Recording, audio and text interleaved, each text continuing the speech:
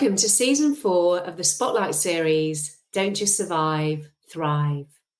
My name is Nicola Steel, founder of JJP Talent Solutions, an Australian IT recruitment company. With over 20 years' expertise, I provide insights on how you can transform your career to the next level. This podcast was born out of the 2020 global pandemic. Season 1 was launched to help people through the pandemic by talking to a variety of experts about topics such as psychology, finance, and health. Season 2 focused on more work-related issues, including HR, marketing, and leadership. Season 3 centered on the IT industry, where I talked to startup founders and senior IT people who revealed the secrets to their success. And now it's time for Season 4.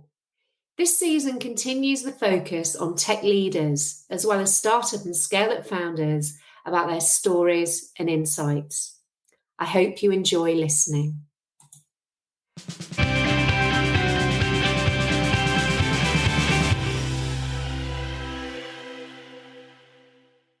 I'm delighted to introduce Jonathan Girroir, who's based in Oregon in the US.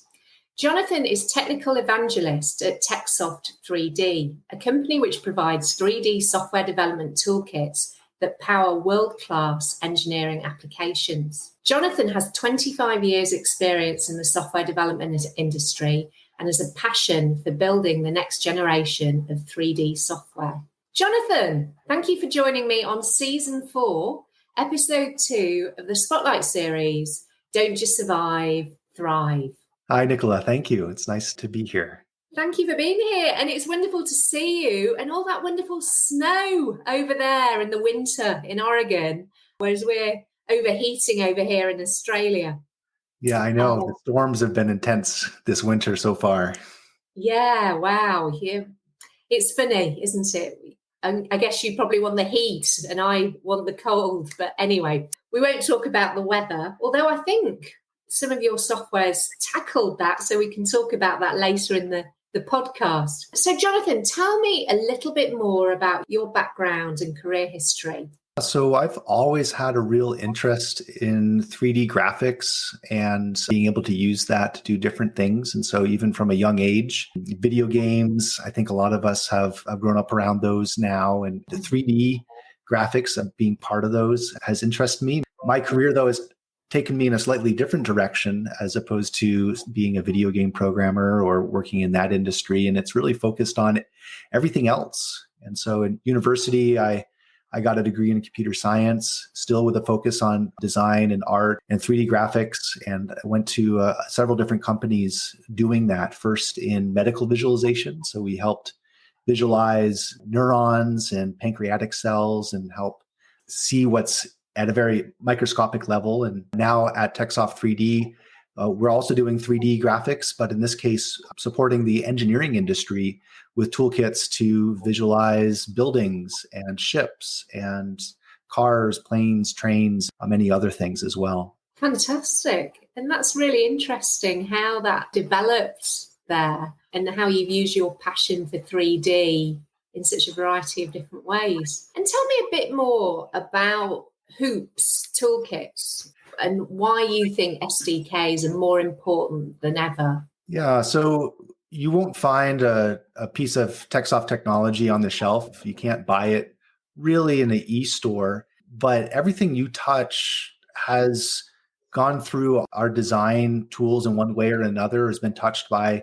what we call our Hoops product suite, which is almost a silly name. It stands for something pretty archaic now, but people in the industry know Hoops, and that's our product name. And underneath that, we have a number of toolkits. But anything that's built that you see, like in one way or another, there's a software company out there that's been using under the hood our component technologies. So we sell software development toolkits.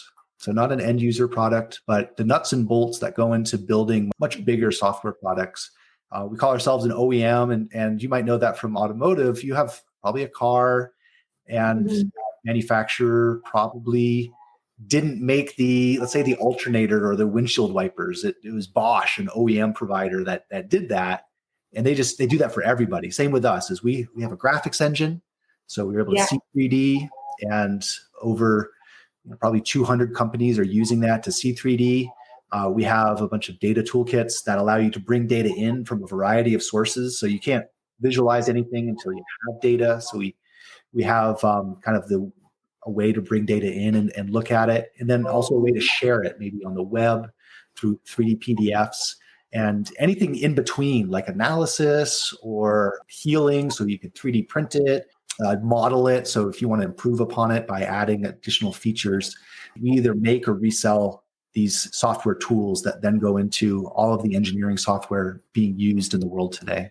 That's really great about all the variety of different users and how users even, and how you bring that in there. And hoops, what does that stand for? Yeah, it stands for Hierarchical Object-Oriented Picture System. Ah, So it has its roots in computer science, and everything's object-oriented for the most part of all of our programming languages. But that was our original product, which was a graphics engine that would sit on top of a number of different types of technologies. And now it's just a brand name. It really has no meaning, but we're known as the Hoops guys, that's for sure. yeah, absolutely. It's not as archaic as I thought you were going to say. Did you say it was an archaic name? A little bit. I mean, it's been around for a while. A picture system. I know we call them scene graphs and 3D engines now, but yeah, it has meaning. Yes, absolutely. And you've spoken about AR for industry. And what are your thoughts on enabling AR for industry? Yeah, it seems like we've kind of gone through the hype bubble, but in the last year, well, the rebranding of Facebook to Meta, AR is getting more of a run right now. And it interests us because we supply technology to industry at the enterprise level. It's not for entertainment, it's not for gaming. And there is a real opportunity here for taking what we call the digital twin, which is the digital representation of what's built, and being able to overlay that onto the real world. And so that's really exciting because it enables a workforce to get this digital context. A good example of that is the digital twin of an airplane turbine.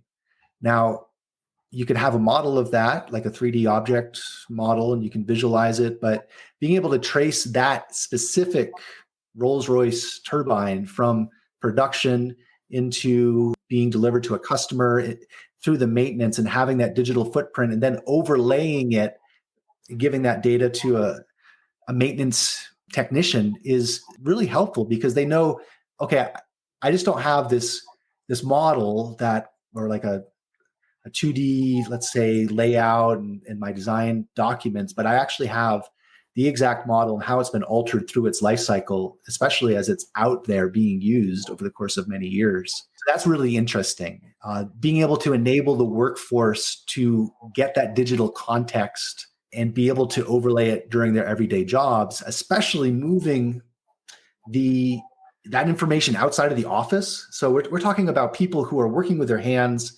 They could be on the factory line doing assembly. They could be out in the field doing maintenance, but they don't have all of this information all the time. They have to go back, or they take a copy of it with them. But being able to have that with them at all times, possibly simply on their phone, or more interestingly, like in a headset that's a bit more immersive, giving that context, especially with a headset, having it allow you to interact with data like hands-free, can be really useful. So these tools are enabling new workflows, and we're seeing it equip the workforce in such a way that hasn't been done before with this digital context. Yeah, there's so many different opportunities with AR rather than just Pokemon Go, for example. I think it would work really well for example, in mining. In Australia, we have lots of mining going on here, and the sites tend to be thousands of kilometers from where a lot of people live. So AR, for example, could be used in that industry as well. Yeah, mining is interesting. I visited a number of the companies in Australia doing mining visualization, or when you're on site and seeing what is possible, right? So overlaying what is going to happen next week and next month is another real practical way of using this augmented reality technology using 3D in a real work scenario. Fantastic. And also, Jonathan, in terms of, we deal with massive amounts of data currently, and obviously that's set to grow in the future. So what would your advice be for handling massive data sets with engineering applications for both web and mobile? Yeah, that's one of the real challenges of a lot of the industry right now, because as our technology gets better, people want to be able to do more with it. So it doesn't matter what sector of technology you're in, you want faster connection and more data and more realistic. It's always a struggle. The second we get better hardware, the user's demands are always increasing. So we got to stay ahead of that. And that's what's facing all these companies, especially if we go back to this idea of real-time AR or VR. It requires more computing power in a smaller form factor. And the closer we're able to marry the two of those together, the better. So looking at building companies and solutions that marry the hardware with the software integrally so they can really leverage the full stack and optimize for that experience. Even during the pandemic now, everybody's going to the cloud, especially if they haven't already. So being able to leverage the dispersed and available computing on cloud is useful, but it's going to be a challenge. And we got to figure out to better organize our data and cull the data. So only display and provide what's most interesting or make that decision for our users, because not everything can be on our device or at our fingertips all the time. So there's a lot of intelligence on the back end and good data organization that's really needed. Absolutely. A huge challenge. And I guess as well, privacy in terms of that data and what can be done with that data. Yeah. Security is always really interesting, especially in our industry. So we're in engineering and manufacturing, which tends to lag. So even though I'm not in video games and entertainment, we benefit a lot from developments there. And so look at larger enterprises like Boeing or Ford or GM, like they're still on older versions of Windows and their security protocol is a little bit different. And many of these are hesitant to move to the cloud. Thankfully, the pandemic really has forced us to work remotely and with success, right? So there's always risk, but it's forcing everybody's organization to hire remotely and work remotely. And if they don't have end-to-end encryption and feel comfortable with that, they better get comfortable with it really quick. So it's been a real forcing factor. And I think to our benefit, because it's people who aren't there yet are being forced to move to the cloud. Absolutely. And it very much was forced upon us. But I agree with you. I think in a way, it was quite almost a blessing in disguise. I'm quite a positive person though, but and coming back to you, Jonathan, and your career, what would you say were the main highlights of your career so far? Yeah, I think one of the things that was really fun to do was I do have an interest in these advanced technologies, and so as we were looking at AR and VR for engineering workflows, we were able to put together a number of different programs, which landed us on the cover of Desktop Engineering, which is a trade journal in our space. It's still my goal to get written up in Wired magazine. So that's a career goal. I haven't hit that yet, but trying to figure out how to do that. Some other fun things. I was part of a startup right after college, and we soon were purchased by a much larger organization. So that opened up our ability to sell internationally. So at a young age, I was able to go and lecture at Harvard University and Dartmouth to their medical schools, because we were in medical imaging and City College of London. And also I was up in Queensland and working with some companies there as well. So that was a roller coaster. Traveling the world as part of a small part of a much larger company. So that was a lot of fun. And then I think lastly, we took on some major investments. So we've been right now, the company I'm with, TechSoft 3D, has been a privately owned company. We took on some major investment about 2 years ago, right before the pandemic, like literally February of 2020. And then everything seemed to shut down in March. But that has allowed us this investment infusion of funds to grow our company. And we are acquiring more technology in our space. And so that's allowed us to acquire 2 companies specifically in an area that we find very interesting, that of analysis. So Citron and another company called VKI are 2 pretty big names in our space for analysis, both like meshing and visualization of analysis data. That is so exciting. So many highlights. That's incredible. And out of curiosity, where and when were you in Queensland?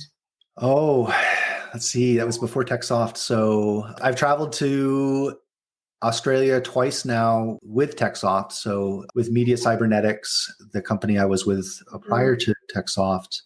So that's now 15 years ago, I guess. And then probably about 6 years ago, we did a pretty big tour through Australia. That was part of our sales territory. And again, mostly mining companies. And amazingly, like 3D is in mining, and TechSoft has a lot of mining companies that are partners of ours that reuse our technology. Yeah. So you would breathe it here about 2006 or thereabouts. Yep. Excellent. So lots and lots of highlights, which is fabulous. Everyone likes to hear about a good challenge as well. So what have been the main challenges that you've also overcome in your career? Yeah, staffing. So I live in Bend, Oregon. It's a small up and coming city, but there's not a lot of talent here. We're starting to grow that. And so that's a real slow build. And again, you have to come back to the pandemic, we've been hiring now anywhere, but we have some great talent coming from the southeast of the US. And I think that's also been a challenge, is trying to figure out how to work remotely and be successful as a company these last 2 years. And same thing, we weathered the tech or the crash of the recession in 2008, 2009. That was a tough time. I had just started here at TechSoft, but thankfully, because of good leadership, we didn't have to let anybody go. There was some austerity measures, but that was also a real struggle. Yeah, absolutely. And I think on a global scale, wherever people are based, whether it's a smaller up and coming town or London, New York, Sydney, wherever, people are really struggling, companies are really struggling to find talent because of the talent shortage. And in terms of recruiting new team members, what do you think are the 3 crucial characteristics to being a high performer? I think a desire, like a hunger. I like to see somebody with some real desire to do something, and somebody who is like a doer. So that would be one. I look for somebody who also has competencies, maybe not the exact competencies, but the competencies to learn and demonstrate that. So that means they need to be teachable as well. And then we also, and I believe in this, but also a good cultural fit, making sure that the values that we hold, we share in some way. And that's really important. We'll actually fire people because they're not a good cultural fit and they don't uphold our core values. Absolutely. And in terms of your core values, what would you say your core values are? Yeah, so mine might be a little bit different than the company's. However, I'm here, and so they're certainly influenced. So for me, integrity is very important, and upholding your responsibility. Hard work is important to me as well. And then kindness. So that's me. Our company obviously values that. And we've actually, as we've grown and continue to grow, we try to make sure that we uphold those core values, our core values, which are being agile and responsive, having fun. So that's part of who we are, and building positive relationships. And then the last one is pursuing excellence. So those are our 4 core values here at TechSoft 3D. And we've tried to define those as we grow, because we don't want to lose who we are. We do expect to be growing 2-3x in the next couple of years, especially with this investment. And we want to make sure that we're true to ourselves. Which is so important. And I've dealt with lots of startups and companies as they grow and help them grow, and losing those values can be a real issue. And I love your values as well. I think the one that really resonated with me was your personal one, kindness, which for me is also really important. And also having fun, which life should never be dull, Jonathan. So hopefully I'll be a good cultural fit for you, although I'm based on the other side of the world. And you've talked previously about the increased need for communities. So please could you elaborate a little bit more on that? Yeah, so I feel like this is a distinguishing factor for companies that are looking to grow. So it's not just about providing a service or providing some sort of tool or asset, but providing a place to belong. And that's something that we currently are investing in and trying to build, is a community around what it is we do. And it's lacking, especially in our space, like especially in 3D engineering software. There's nowhere to really go and say, these are my people and I want to help these people, or I want to be part of a tribe and find, what makes a good 3D software engineer, and what are people doing, and what are the new tools, and what's the new exciting thing happening, and how do I get better at what I do? Now, there's obviously a benefit to the company or the people supplying this, because it builds loyalty and understanding and rapport, and you get other evangelists. So we do want to grow our footprint, but we also want to give back to the people who we're serving. And we do that. It's one of the ways in which we do business is it's a real relationship with our customers. We actually don't call them customers. We call them partners, because we're a partner in success. And the way in which we even sell our software, it's a shared success model. So we see ourselves as really building this. And as you talk to people who use our software and interact with us as a company, they feel that's kind of like across the board. And it makes a very special relationship and a very special place to do business. And I enjoy that, but there's no place for them to connect to each other. Like, they're kind of out there. We have this hub and spoke, but we want to start bringing them together. And that's going to make us all better. It's going to hopefully spur product ideas and provide feedback. And then because we serve so many different industries, building construction is very different than building a computer. Mm-hmm. However, when you get those guys together, there's an amazing amount of overlap with the type of things that they're building, the software that enables their users. So we're trying to really formalize that. And that's kind of that's for the last about year and a half, 2 years, that's really been my focus. That's fantastic. I really like that idea of communities, that there's a lot of trust that you have there, and the sharing of information and connections and everything. And interestingly, the episode 1, so podcast before this one, these two guys were based in Newcastle in New South Wales in Australia. And they spoke very much in a similar way about having that kind of relationship with their clients and the people in the industry as a whole. So it's great to see that happening rather than that win-lose kind of relationship of old, which is fantastic having those communities. So Jonathan, what do you think are the secrets behind your success? I have a really interesting skill set. Like, my background is technology, but I spend a lot of time in front of people and connecting people. So if that interests anybody out there, I say go with it. I think that's really important. Having good written and oral communication is such an asset today. And it's, even if you are somebody deep in technology, being able to have that skill set is really important. Mm-hmm. I also value, somebody told me, I like this, quality of humble confidence, where like you're competent in what you're doing, but you're not trying to brag or put people down. And I try to build that as my brand and try to stick with that. Like, I think that's me. I mean, that's not everybody, but I feel like that disarms people and builds rapport, which is more important to me than many other things. Absolutely. Nobody likes a show off, really, do they? But confidence is a different thing. And finally, Jonathan, if you could turn back the clock, what advice would you give 16-year-old Jonathan? Yeah, I thought about that. You gave me that before the interview, and I had to think pretty long and hard, because I'm happy with where I've come from and what I've done. But maybe, at least for me, my 16-year-old self was always, and continue to always, look to the future. So, what is the school we're going to and how do we get there? And what is the job we're going to and how do we get there? And what's the career path? And what does retirement now look like?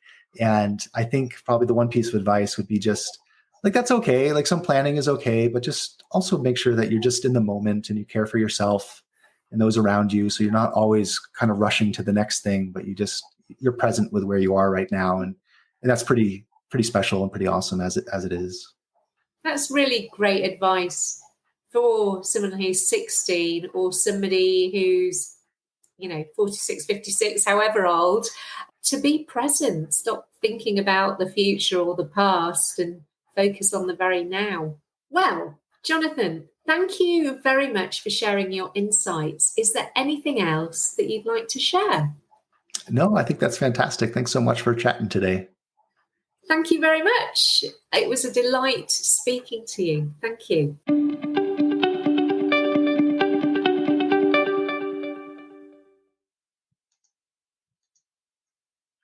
I hope that you enjoyed this episode. Please remember to subscribe, rate, and review. If you're looking for career advice, your next career opportunity, or to grow your tech team, then please call me, Nicola Steel, on 0499 773 546, or go to our website, jjptalent.com.au. The Don't Just Survive, Thrive podcast is part of the Spotlight series, which includes the YouTube channel Spotlight on Software Development. If you want more insights into the software industry, particularly tech startups, then subscribe to the Spotlight on Software Development YouTube channel. Thank you for listening. Until next time.